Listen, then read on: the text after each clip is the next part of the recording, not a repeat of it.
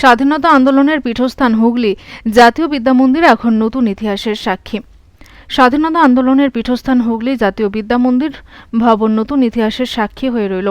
৭৭তম প্রজাতন্ত্র দিবসে যা খুবই তাৎপর্যপূর্ণ বলে মনে করা হচ্ছে। জানা গেছে, হুগলির ইমামবাড়ার অনতি দূরে এবং জেলাশাসক হুগলির বাংলোর বিপরীতে যেখানে একটি বহুতলা আবাসন গড়ে উঠেছে, সেখানে অবস্থিত হুগলি জাতীয় বিদ্যা মন্দির।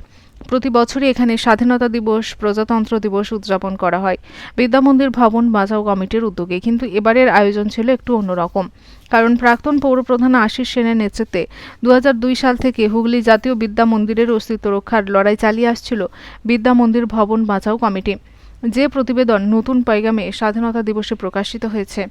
এর আগে এই ভবনকে আবাসনের করাল গ্রাস থেকে রক্ষা করার জন্য প্রশাসনের বিভিন্ন স্তরে আবেদন নিবেদন করেও কোনো সুরাহা হয়নি।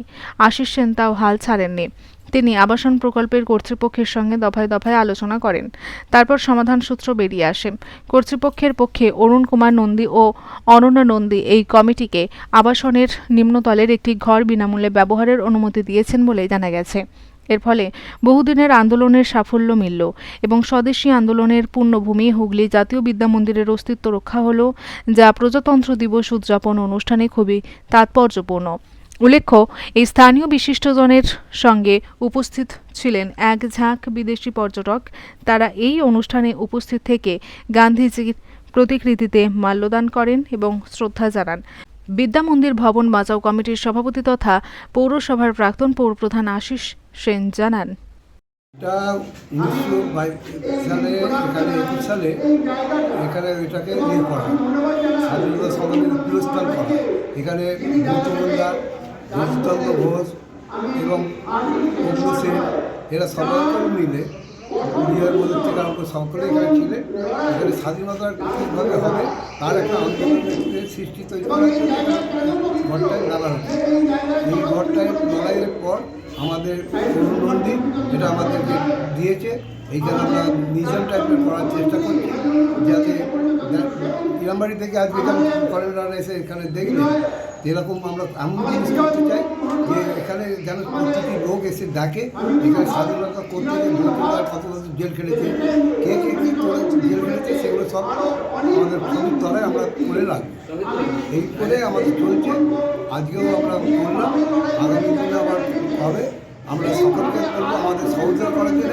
আপনারা স্বাধীনতার জন্য আমাদের অন্ধকারে লেগে দিয়েছে হুগলিকে, যে হুগলি একদম স্বাধীনতায় রাজা রামমোহন থেকে আরম্ভ করে বিদ্যাসাগর আরম্ভ করে যেভাবে এখানে রামকৃষ্ণ থেকে আরম্ভ করে সমস্ত হুগলি জেলার মানুষরা যেভাবে একত্রিত হয়ে যে আন্দোলন করছেন, কংগ্রেসের গৌতমদার, জগদীশচন্দ্র ঘোষ, এরা সবাই হুগলি জেলার কংগ্রেসের থেকে আরম্ভ সকলেই আমাদের হুগলি জেলা।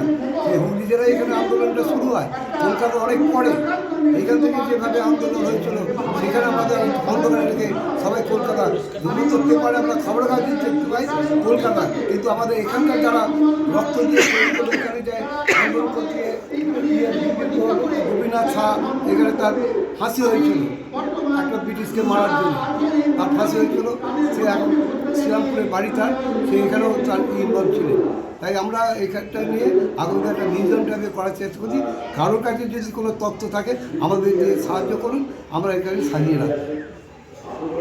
জানাই আমি এই অনুষ্ঠানে, এই পবিত্র অনুষ্ঠানে আমাকে বলার জায়গা, পবিত্র বিদ্যাভবন অনুষ্ঠান, বিদ্যাভবন জায়গা, এই জায়গা স্বাধীনতার সমস্ত স্বাধীনতা সংগ্রামী তখনকার দিনে যারা স্বনামধন্য স্বাধীনতা সংগ্রামী ছিলেন তারা সকলে এসেছেন মঙ্গলচারুতে নজরুল ইসলাম, বিজয় কৃষ্ণ মন্ডল, জ্যোতিষচন্দ্র ঘোষ, ভূদেব মুখার্জি, অক্ষয় কুমার সরকার, গৌর হরিশম এবং সবার উপরে বিভূতি মজুমদার।